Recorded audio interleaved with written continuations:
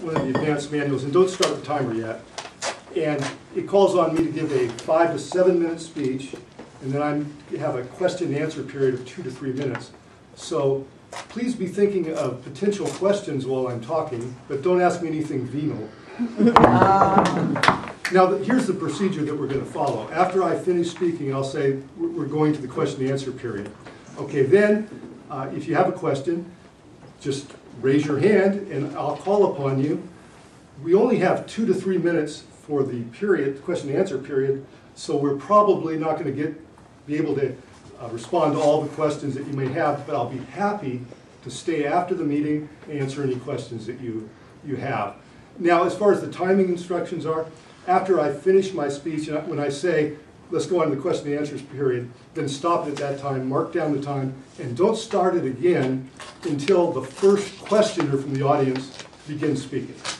And then you'll have 2 sets of time. So you got that? Okay.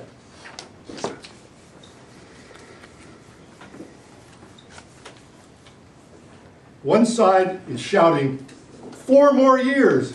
The other side is yelling, 4 more days. Mercifully, our long presidential election is drawing to a close. Or is it? One of the unique features of our election is the Electoral College. But what is the Electoral College? I've been doing some research, and now that I have a college education, I'm going to share it. No. I get the title now. Throwing me off there. Well, I'm going to address 3 things. What is the Electoral College? How does it work? And what are some of the unique features and problems that can arise? First, what is it? The Electoral College is the collective name for groups of individuals that meet in each state capital following a presidential election to cast their votes for president and vice president. You know, when we think of the word college, we usually refer to an institute of higher learning. But you know, it has an alternate definition. It also means a group of persons with a common purpose. The common purpose of the Electoral College is to select a president and vice president. It's somewhat analogous to when the College of Cardinals meets to select a pope. Now, when we vote for president and vice president, we're not really voting directly for a candidate. We're really voting for a group of persons called electors. In every state, each candidate designates a slate of electors. It's these electors that end up casting the votes for president and vice president. There are 538 electoral votes overall. They're allocated between the states based on the number of persons in each state's congressional delegation. For instance, California has 55 electoral votes. That's because we have 2 United States senators and 53 members of the House of Representatives. The candidate that gets the most votes for president from California voters is entitled to have his designated slate of electors cast these 55 electoral votes. Here's how it works. After the vote on Tuesday, the governor of each state will prepare what is known as a certificate of ascertainment, certifying the names of the electors for the candidate that got the most votes in their state.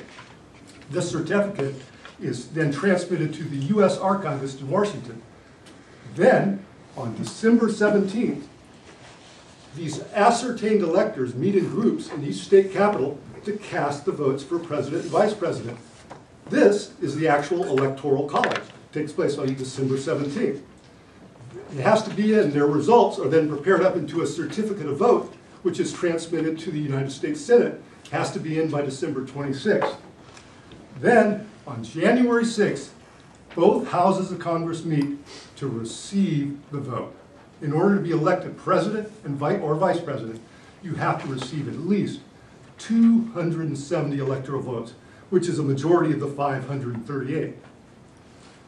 Now, you can see one of the special features of the Electoral College is that it doesn't matter which candidate gets the most votes nationwide. It's the candidate that gets the most electoral votes of the states that wins. In fact, there have been 4 occasions in which a candidate got the most votes nationwide and lost. Most recently was 2000, the Bush-Gore race. Also happened in 1824 and 1876, 1888. I remember that as well. Now, one of the potential problems with the Electoral College is that, amazingly, there is no provision in the United States Constitution requiring an elector to actually vote for the candidate for whom he was designated. In fact, there have been 158 occasions in which an elector has voted for somebody else. Another special feature of the Electoral College is special rules that go into effect if one candidate doesn't get a majority. Let's say it ends at a 269 to 269 tie. Then a dual system kicks in. The president is then selected by the House of Representatives, while the Senate selects the vice president. So you have the fascinating possibility that Congress could select a president from one party and a vice president from another.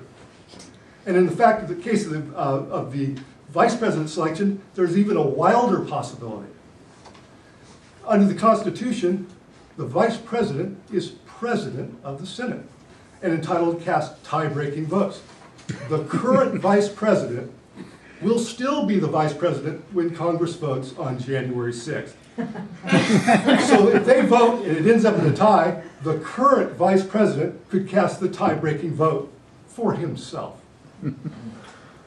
Now, I told you about the Electoral College, how it works, and some of the special features and problems, and now we're going to go on to the question and answer period. So anybody have a question?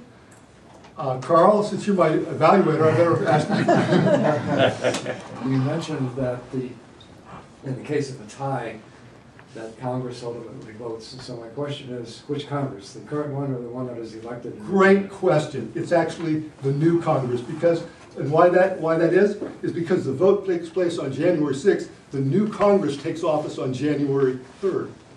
And it's also interesting in that is that the vote, when it's the vote of the House of Representatives, it's not by members, it's by state.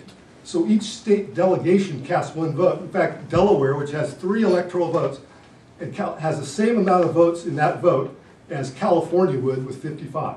That was my next question.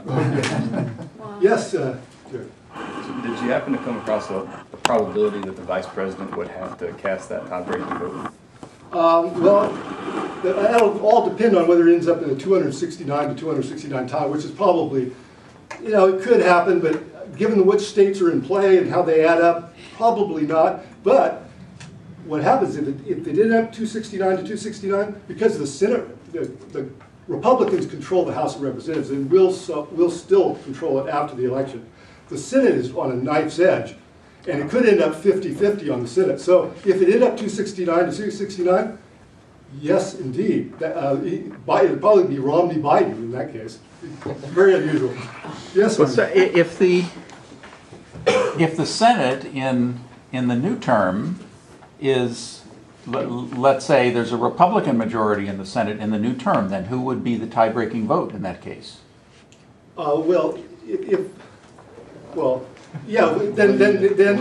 it'd still be Biden because Biden's going to be elected because President and Vice President don't take office until January 20th. The vote's on January 6th. So in any case, Biden would still be the tie-breaking vote. But if it's a Republican Senate, it probably wouldn't go to that because the Senate would vote by members and not by state. Yes? Is there time? Yes. What would it take to change this process? A constitutional amendment, because the rules are set in the 12th Amendment to the United States Constitution. They started out, it was in Article 1, and they had some problems in the first couple of elections. So in the early 1800s, they passed this 12th Amendment, which set forth the rules, and it's all set forth. So that would require a majority vote of Congress, and then it would have to go to each state, be 3/4 of the states would have to approve it. Yes? At this point in our history, why keep the Electoral College? Why, it's so complicated, I can barely understand. Because it's the basis on which this country was formed. In other words, because it keeps the big states from the little states, gives them a little bit of power and not just be overwhelmed by the big states. We would not have had a country in the first place if it wasn't for what they called the Connecticut Compromise, which allowed for the Electoral College and also for having 2 senators. Because like little states like Wyoming would just be overwhelmed by by big states like California, nobody paid any attention to them. So that's the main reason for keeping it. I think we're getting close to the end of the time, so thank you very much, and go out and vote.